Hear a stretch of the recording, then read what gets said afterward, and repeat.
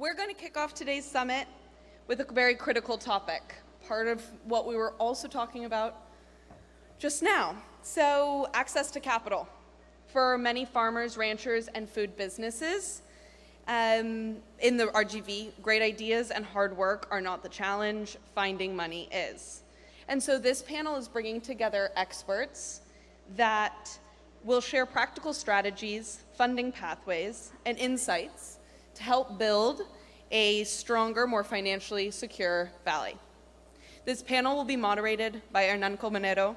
Born and raised in the RGV, he works at the intersection of resilient agriculture, public health, and education with a wide array of experience ranging from public institutions to private businesses. Hernan has a deep understanding of and commitment to improving the well-being, resilience, and prosperity of the valley. A social entrepreneur in many ways, Hernan weaves opportunities for success through his many ventures. Please welcome this panel. I'm really glad to see everybody here. Thank you to the Institute for Ecology, Scholarship, and Health, Region 1, Education Service Center, the City of Brownsville, and the Brownsville Event Center staff, all of you folks, UTRGV SARA, I can't forget them.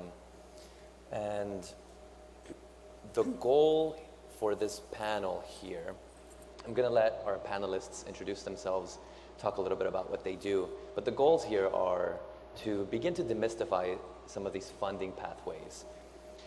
We're going to cover a few different funding sources. We're going to share some practical and region-specific strategies individuals and organizations can act on today. We'll also share some real-world examples of success and identified challenges. Last but not least, everybody here in the room can walk away knowing or feeling more confident in acquiring different sources of funding to launch or grow your farm or food business, right? So my first question to you all, and we'll start with you, Vero. Happy to see you. Thank you. Tell us a little bit about who you are, what organization you're with, and what you do. Yes, good morning, everybody. Buenos dias. Everybody awake? Doing to shake it off a little bit.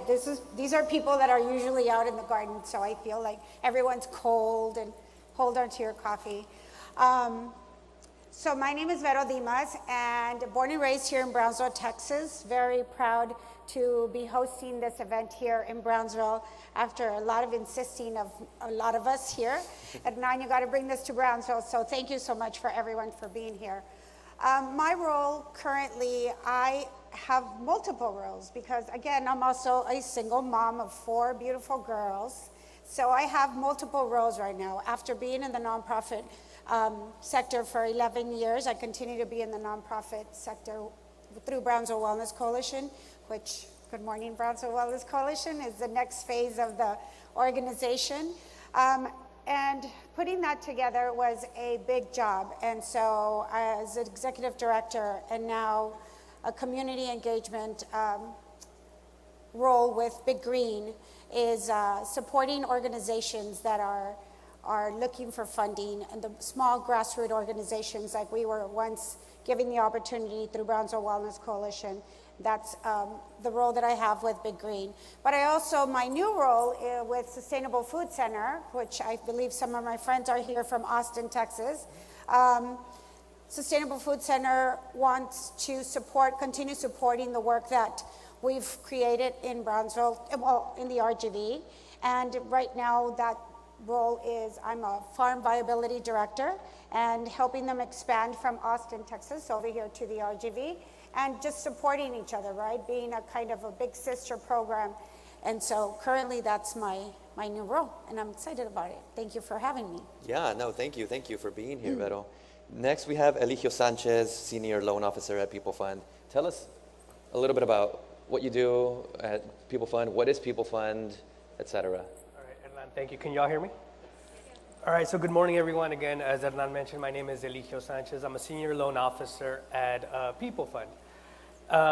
So what is People Fund? Let's go ahead and discuss that first. So People Fund is a nonprofit organization. We're a CDFI, Community Development Financial Institution. What do we do? As an organization, so there's 2 things that we do and we do it very well. The very first thing we do is we lend money. The way we do that is through SBA loans. We're an SBA certified lender, which means SBA guarantees our loan, which makes it easier for us to lend money to the community. We work with startup businesses. We work with existing businesses. What does that mean? If you've been operating over 2 years and you need access to capital, you need a loan, new equipment, you're gonna hire people, maybe you just need working capital, we should be able to help you. Or maybe you don't have a business yet, but you have an idea of a business that you'd like to start, right? Maybe you're just in the initial phases, and you're gonna need access to capital for, again, equipment. Maybe you need to lease a spot, you need to hire people, purchase inventory, what have you. As an organization, that's what we're designed to do. So that's the first thing we do. We lend money to business owners and entrepreneurs. The second thing we do is we have an educational component to our organization. We have business advisors that are dedicated to help entrepreneurs, business owners, whether you've been doing this for many years or just barely getting started. It can help you with a variety of things, such as if you need a business plan, if you need projections, if you need just kind of a way forward, you don't know where to start, you can meet with our business advisors. Our services are 100% free. We don't charge for any of our business advisor services that we offer. And that's, in a nutshell, that's what we do. And I'm sure we'll get into some of the specifics of it as the panel goes on. But Yeah, absolutely. Thank you very much. Diana, you're our wild card here. Yeah, so tell us, I think a lot of people in the room already know you. You've been doing this for a long time. I've known you for a long time. Tell us, what do you do? And we'll start there. Too much information in a short period of time, right? I am wearing a Hope shirt, but my heart and everything else comes from Yahweh All Natural Farm and Garden. And what I want to share with you today is from Yahweh. We'll talk later on about Hope. We started from the ground up. We bought a piece of property in Harlingen, and my husband has a farming background, and I like marketing and sales and all those really good things. But starting a farm from zero takes money. We all know that. And so you do a little bit and you wait, and you do another little bit and you wait. But you have to do your own due diligence and look for programs. Look for any program. All programs, EDC, SBA, UTRGV, any program that you can possibly, it's an investment in yourself and what you want to do. So you have to figure out how I want to do, most of us want to do homesteading. It's called homesteading with a plus, right? But to get there, you don't have that capital. You have to figure out where you're going to get it. CSA was one of the ones that helped us. Farmers markets are good for marketing your farm, but not for secure income. So being creative and looking for different programs is what you need to do. I'm going to tell you that I had $60,000 worth of natural resource and conservation cost share. I got 0% from the city of Harlingen loan buy down. I looked for every program, any program, all programs to help us get to where we were going to get. And then we created Hope, because there's so many people like you that want to know, how did you do it? And now we're sharing with you how we did it in our Yahweh. And through Hope, I found a lot of things that I could not find the money for. But for Yahweh. But through Hope, I could do that for me, for other farmers, people who wanted to start out. And so all of the things that we learned in Yahweh and still are learning in Yahweh, I'm willing to share with you, all of you, how we did it and how we together can make the valley back where it was years ago, where we were known for production of vegetables. I want to add to that the economist just said that vegetables were the second or third. We should be taking advantage of that. Then I want to add something else. I'm not going to do the t-shirt comparable. I'm going to do the chef comparable. Chef is my background. I used to own my own restaurant. I used to own my business. You are selling your product. Just think of that meat, that steak that's on a plate that somebody's willing to pay $60 for, that you can probably get for $5 somewhere else. You are the high-ended gourmet chefs. You are the US grown product. You are the local product. So learn how to market, learn how to find things that'll help you lift up your business, and communicate with people who are willing to help you get there. Because there's a lot of people in this room that are willing to help you get there. You just took all of the panels over. No, I'm joking. But I mean, that was really my first question to you. I mean, I think you started talking about all of the different opportunities that you found through Yahweh Farm and now through Hope, and how you're supporting others to accomplish something similar to what you did. But if you could just narrow this down for me, if somebody in this room right now wants to get started today, what's the most accessible funding opportunity? If you had to pick one, what would that be, Diana? Your neighbor. Your neighbor. To- Your neighbor. The people in the farmer's market that they want your product. Just ask them if they would be interested in your exclusive product that you would grow exclusively for them. Hire yourself to be their professional farmer. Now, you know, if you get 10 people to pay you those $50 for a CSA box, that's $500. Just think of, you have to get out of your house, into your car, into another person's business for you to make $500. But if you stayed at home and you did it in your backyard and you did it for 10 people, you made $500 at home, plus you save gas. So find your neighbors. Anybody who you see buying products, high-ended products, and say, I want to grow for you, and sell your work as something special. That's good. Yeah, thank you. So really finding clients, right, to just start making these sales to, and really being able to act as your own salesperson, which I think generalizes to having a successful business, being a great salesperson, right? Without the sliminess we often think about as salespeople. It doesn't have to be that. I completely agree. Eligio, from your perspective, what's the most accessible funding opportunity you have? Since you mentioned SBA loans, but also you provide some technical assistance, from what I understand People Fund does with like helping business planning and things like that. So what is the most accessible funding opportunity if somebody was to want to act today? So from a lender's point of view, obviously, once you've, we'll take it back, especially when you're starting off as a business owners, most businesses are funded through your personal savings, right? You dip into your savings account, whatever you've saved, or maybe even your personal credit cards. But what happens when you exhaust those options and now you need a little more capital for expansion, maybe a new piece of equipment, or you're trying to hire some people or maybe buy some inventory? What happens then? That's typically the point where people reach out to organizations such as us. At the end of the day, we do SBA lending. That is what we do, right? We work with the businesses and that have already been turned down for capital from your traditional sources, whether it's your banks or credit unions. At that point is the point that SBA can step in and try to qualify you for an SBA loan, right?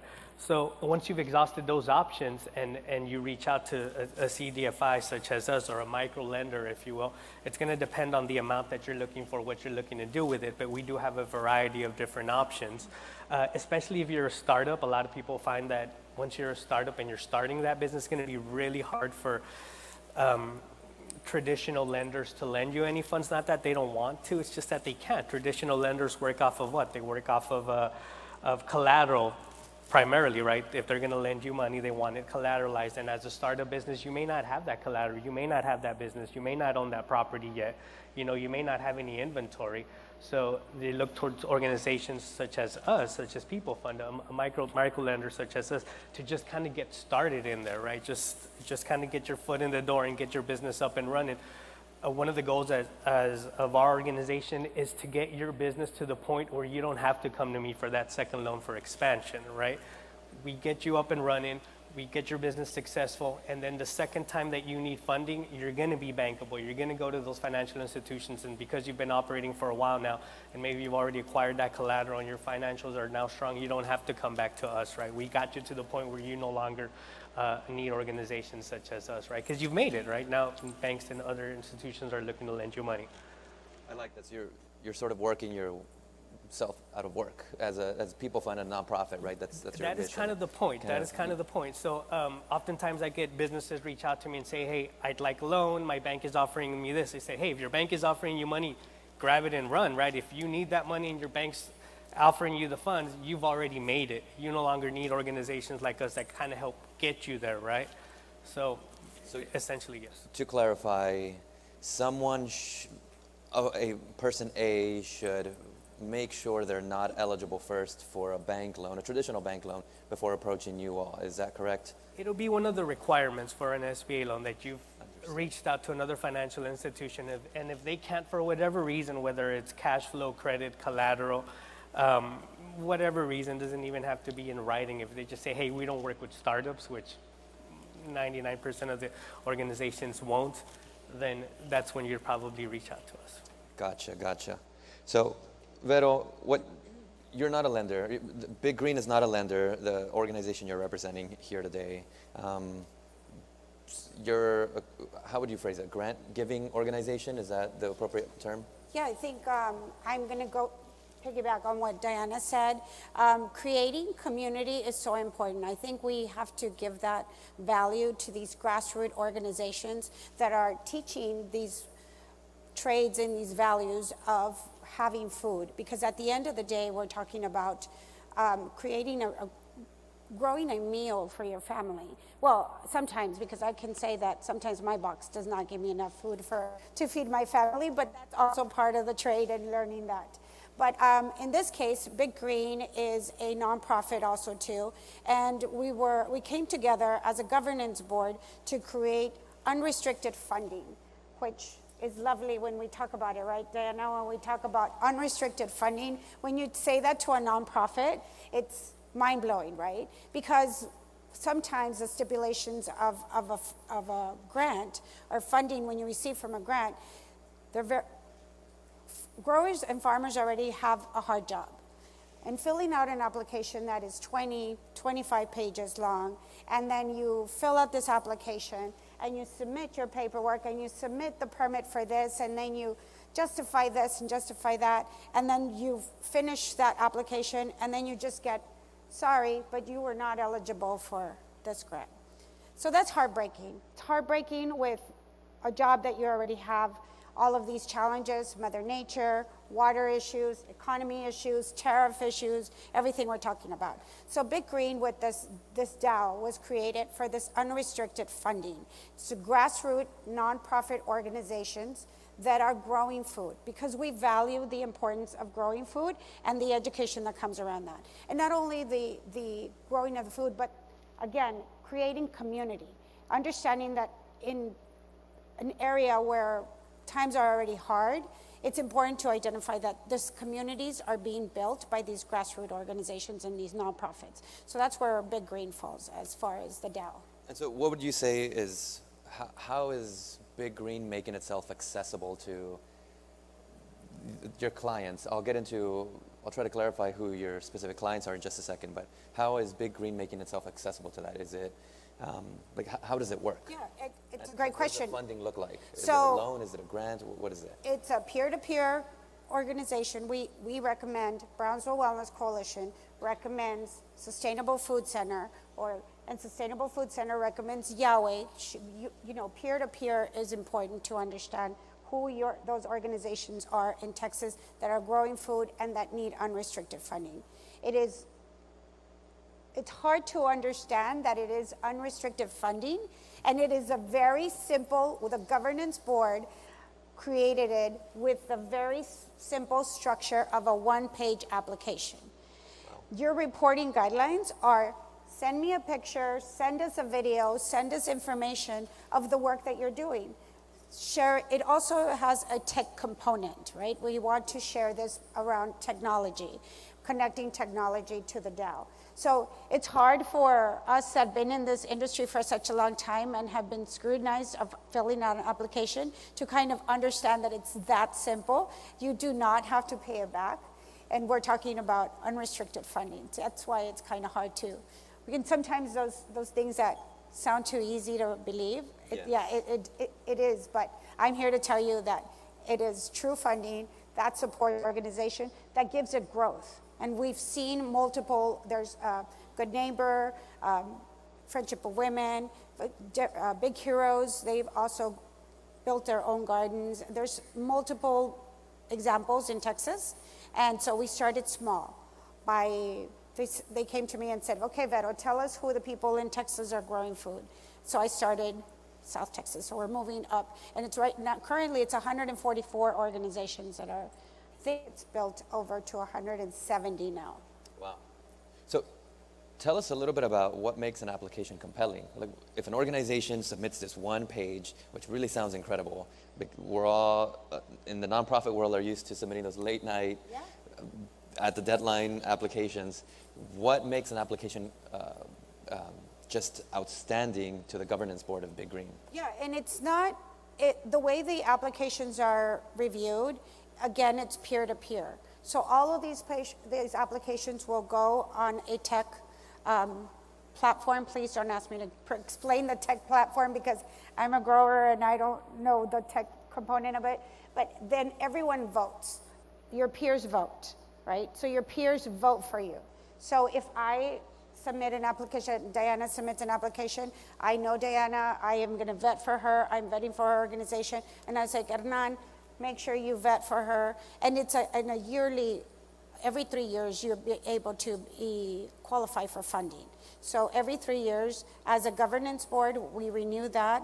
And depending on what your award is, then it depends on how many times you can apply. Got it. Super simple. Maybe I'm not explaining it correctly, but it's that simple. No, that makes sense. And now I see why you're saying the community is important too, because it's peer-to-peer sort of. It's like I'm having a hard time. I think you said it better. I'm believing the point here, but it takes the community to sort of to come together and say, yes, what they are doing, what this organization is doing, what this person is doing is great. It's great work. Therefore, they deserve this unrestricted funding, which is really powerful. So Eligio, same question to you. What are you looking for? If you are the underwriter, what are your underwriters looking for when somebody comes in and says, hey, I'm looking for capital. I want to either start up or scale my business, and here's my application. Like, what is it that you're looking for? So what do they need? Yeah, so at the end of the day, it is a loan, right? Even though it's an SBA loan and the requirements might be a little bit more relaxed than, say, a traditional bank or a credit union would be. At the end of the day, it is a loan. So a couple of things that SBA is going to be looking for, of course, credit, and that's your personal credit as a guarantor of the loan or the business owner. We're going to be looking at your personal credit. We're going to be looking at your cash flow or your business's cash flow if you've been operating for a while. Obviously, if you have any collateral, now collateral is not as important as it would be in a regular financial institution. We can work with organizations who have zero collateral, especially if you're starting off. That's not going to be an issue for us, right? A couple of things that are very, very important is we want to make sure you have a business plan, right? We want to make sure that you've got some projections. We need to know what you're looking to do, and we want to see it in writing. That way we have an idea of what you're looking to do, how much you're looking to get, and what you're looking to do with the funds once you get them, right? Because that's super important when it comes to underwriting. They want to know where that funds are going and if the business is viable, right?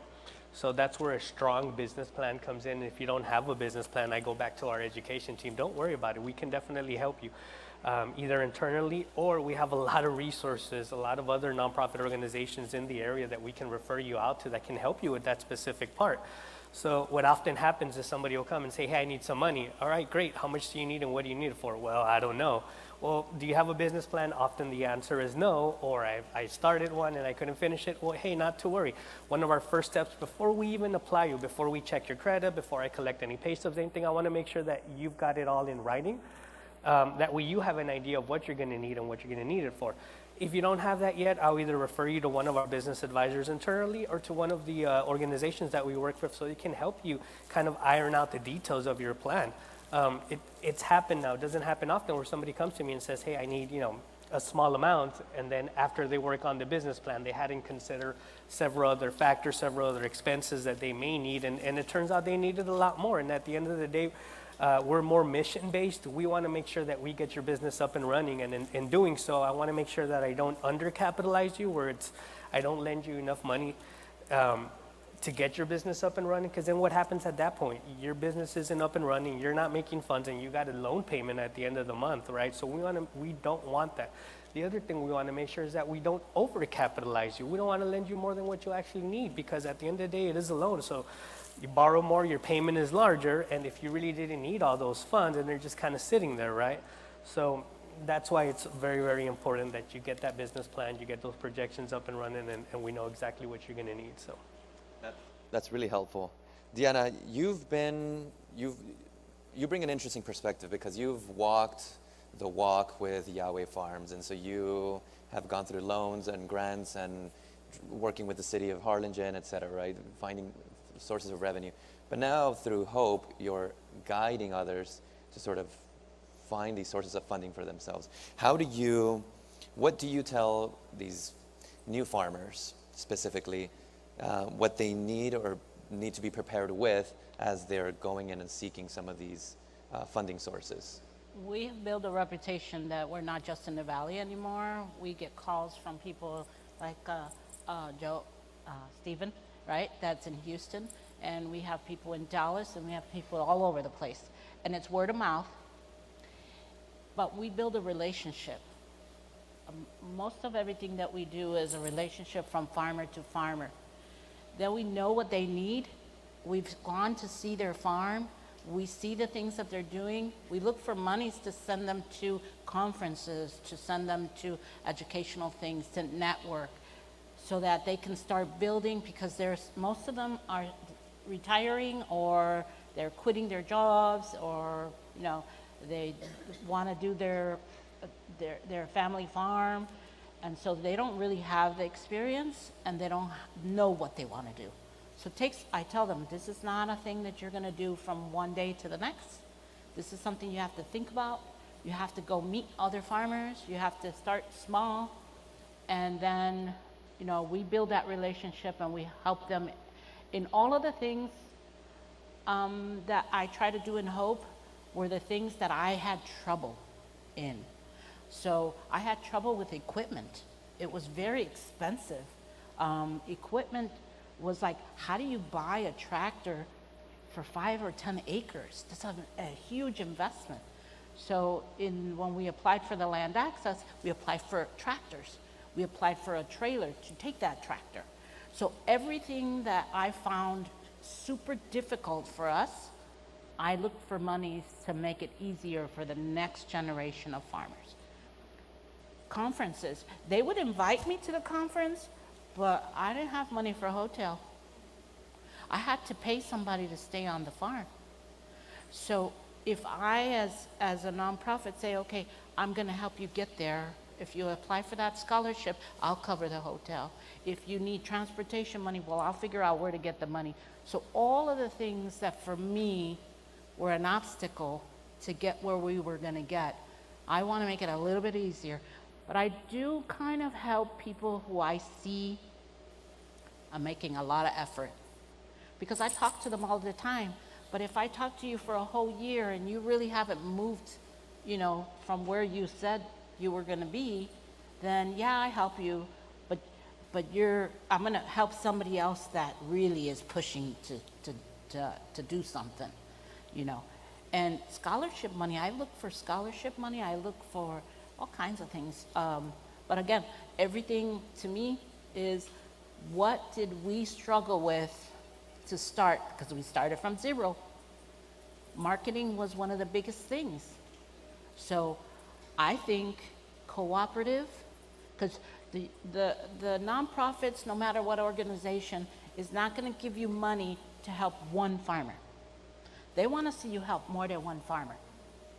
So how do you help more than one farmer? You kind of get them together to say, together, we can provide Hernan with those 15 boxes of tomatoes he wants, right? I maybe can't do it, but me and you and you and you, we can put that together, we can do it. So what do we need to do that? We need a cooler. I got it. What do we need? We need a freezer. I got it. What do we need? Another freezer in Dallas so that when we take it there, it can go there. I got it. So looking for funding to help the farmers as collaborative was important to me, because I knew how difficult and how expensive it was for me to even think about it. So as a nonprofit, it is kind of difficult. I'm considered brand new. Even if I have almost 10 years, I'm still considered brand new.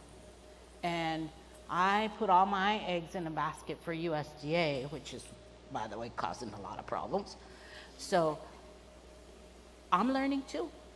I need to go private money, find private money. I need to, find other things. So all of the things that I'm learning, I'm willing to share so that others don't go through all this craziness, or don't go broke. We don't want you to go broke because you are wanting to do something that we really need. Food is important, and what Dr. Rivera said, rich, poor, I don't care who, we all need food. So we got to figure it out and find within all of us. One of the programs that he has, it wasn't People Funds, it was a different name. We couldn't get anybody to level our property. And we had a USDA natural resource cost share. So we thought outside the box, and we bought the laser equipment and level equipment and got the loan from the secondary lending institution, and got a buy down from Harlingen. We did the work, we paid it back, and now we can do the work because now we have the equipment. So being creative, thinking outside the box, how could you help yourself, how could you help your neighbor, those things. That's a great example of like a real life example of something you've done. So I'm going to pass that same question on to you, Eligio. What's an example of a entrepreneur who walked through your doors, maybe food related, since we're at a food summit, but tell us about a success story that you have personally seen that you were quite proud of being a part of. Yeah, so obviously there's a ton. Everybody who walks into my doors primarily either a startup business, so they're barely getting kicked off, or they've been existing for a while, but they just can't find capital elsewhere. But one person that comes to mind, and obviously I can't use names or because of the line of work that we do, but maybe it was about 3 years ago, this young lady calls me, and I say young, she must have been around 22, maybe 23 years old. Third generation farmer. Her father farmed, her grandfather farmed. They farmed out of Florida. And they were in the valley now, not lower valley, they were in the upper valley. And she wasn't a farmer, she was an accountant. She worked at an accounting firm, and that's what she did. But she was looking to get into farming because of her father and her mother, and that's what she was looking to do. She came to me, she wanted a large loan. I'm talking $350,000. It didn't work out, but I was able to lend her $25,000. You're thinking, well, hey, that's a big difference. It was, but again, in speaking with her and kind of the back and forth, she uncovered that, yeah, she didn't need to go so big, at least not at the beginning, right? So keep in mind, this was about 3 years ago. It was maybe one of the first loans I ever did. So we were able to lend her some money, $25,000. I think she was part of our grant program as well. We have a BIPOC program where it's a loan and a grant with educational component of it. So she went through that program. She got the loan, she got the grant. We were able to get her started. And she came back to me about a year ago after her operation had been running for 2 years, and man, that business blew up. You're talking, massive income at that point, so much so that she had left her job and she was doing this full time now. The second loan that we did was a much, much larger loan because she needed to purchase her own equipment. She was leasing her own equipment, so that was costing her funds. She needed to purchase her own line equipment for watermelons and onions is what she does. And we were able to help her get that started as well. So, I mean, she's moving now there. And this was a process to where, again, the first time she started, we were unable to do what she wanted, but then she started a little bit smaller and she was able to kind of get just that foot in the door, just enough to get her business up and running. And then she was able to scale it so much so that she came back to us for an even larger loan. So, and we get situations like that every day. They don't all work out that way. This one did, and it just happens to be in the food industry. So, Wow, that's really impressive. So, Vero, you were a grant recipient, I should say, of the Big Green DAO. So, tell us about a success story, maybe while you were with Brownsville Wellness Coalition, maybe somebody else that you've seen that really took you aback and said, wow, this is the reason why we exist, and this is the reason why we give funds in these ways. Yeah, absolutely. I think the most moving one was that the funding that we received through Brownsville Wellness Coalition was because we were able to provide health insurance for our employees. Being a health and wellness organization for over a decade of time, we were preaching but did not have the opportunity or have the funds to be able to support those efforts. Again, we were building the plane as we were flying it.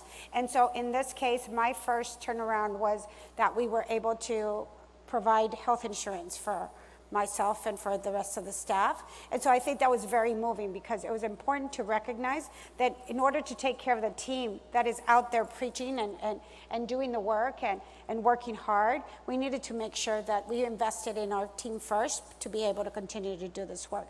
And I've heard that being used, I gave that example once, or I told that story to another nonprofit, and they are also doing the same thing. Because the funding is unrestricted, you can buy equipment, you can buy land, you can buy tools, anything with the funding. But I think that they saw the value of this health insurance to be able to provide health insurance for the team. So that was a very impactful one. Yeah, that's really great. Thank you all very much.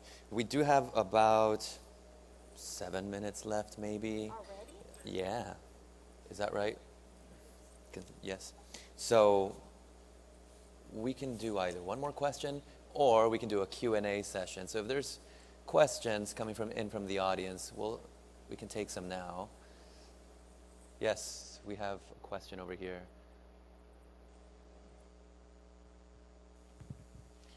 This is for the SBA loan. So did you also finance for the land acquisition? land acquisition? Yeah, if it's in the, yeah, we can do a commercial Now those, it depends. So most land acquisition is over a certain amount alone.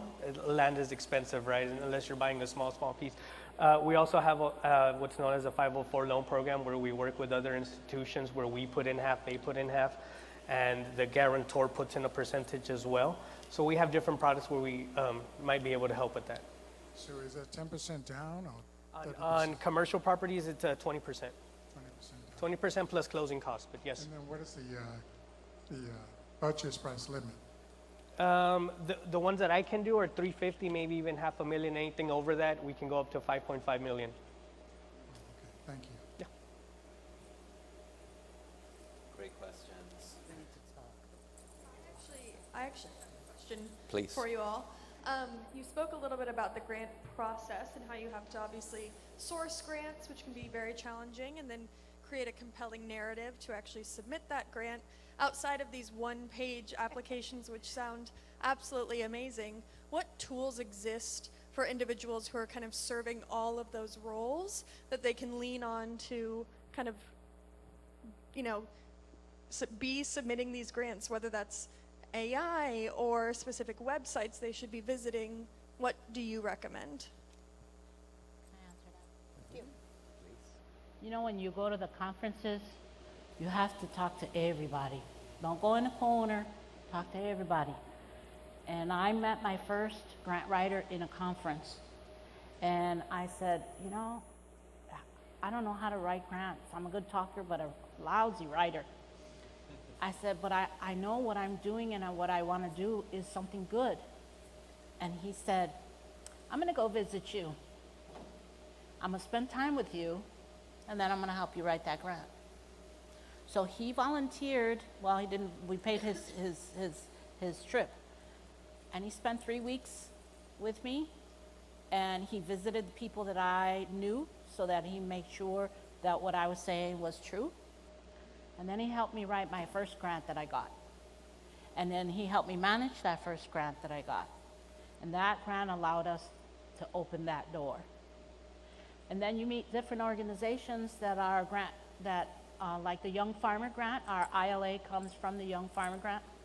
They emailed me and said, you need to apply for this grant. So between a grant writer that they had money for and someone that knew our organization, together they wrote the grant and we were awarded the grant.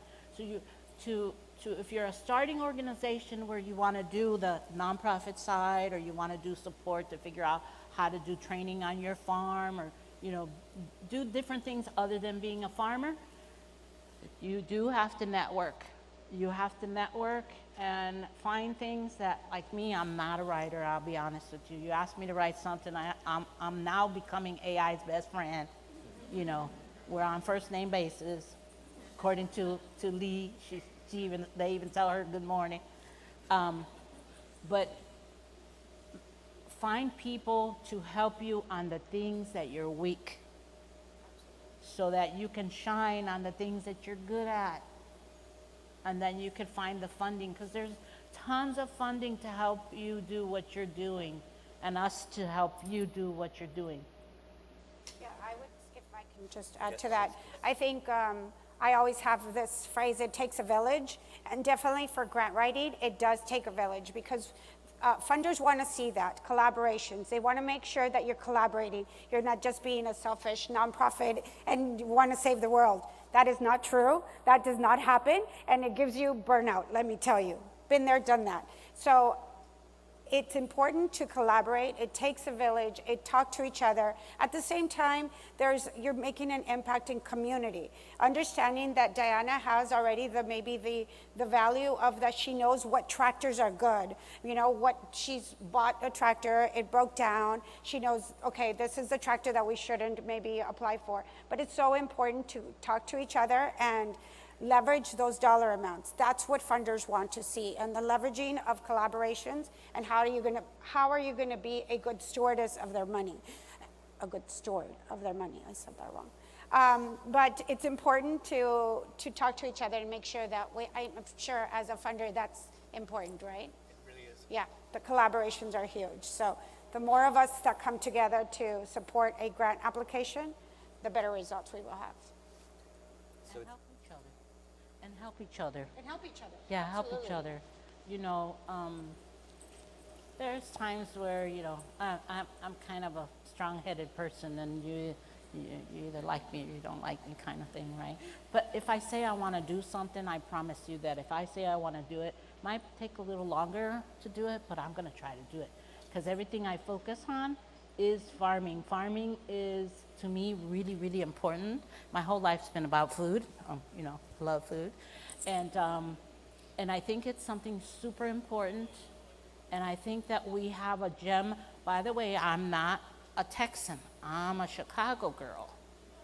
I'm a transplant to Texas. I found your city and fell in love and stayed.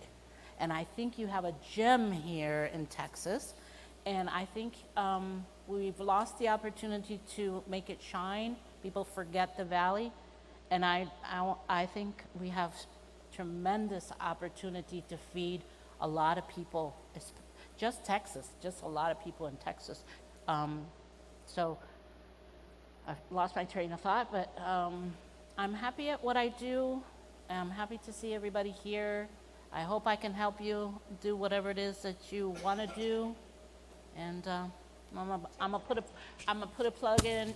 Yahweh helped Hope get to where it's at with a lot of help from people, and then Hope helped a lot of other people get to where they want to get, and now all of us together need to create this system in the valley to where we need to be. So that seems to be a common theme. We're running out of time here, but I just want to close out by saying what I'm seeing as a common theme is that community, community, community, because you never know what you're going to find. Continue to build your community of trusted peers, because you're going to keep learning, and again, you never know what you'll find. More sources of ways to unlock funding, just knowledge, expertise, wisdom, insights from people who have done it before. And so we're not having to make the same mistakes and or recreate the wheel. So that's all for this session.